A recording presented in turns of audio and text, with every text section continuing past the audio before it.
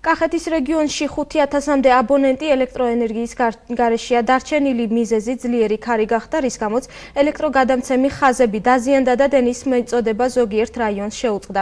პრობლემის ადგილზე შესასწავლად წუხელ გვიანღამით რეგიონში ენერგეტიკის მინისტრის მოადგილე იმყოფებოდა. კახეთის ენერგოდისტრიბუციის მმართველის აკაკი ბეგაშვილის განცხადებით, ტექნიკური სამუშაოები 24 საათიან რეჟიმში მიმდინარეობს და ელექტრომომარაგება აბონენტებს სრული დატვირთვით დღის ბოლომდე აღუდგება. გამომდინარე იქიდან, რომ შეიძლებოდა იმ სიბნელეში შექმნილიყო ადამიანისათვის საშიში რაღაც ისეთი მდგომარეობა, გადავწყვიტეთ, რომ დილისთვის გადაგვეთვა ეს სამუშაოები, ახლა ხარ სწორედ იქიდან მოვდივარ ივორმუღალიდან. ეს ხეები უკვე ამოღებულია ამ ხაზიდან და მიმდინარეობს ხაზის აღდგენა, რომელიც დაახლოებით 1 საათში ჩაირთვება.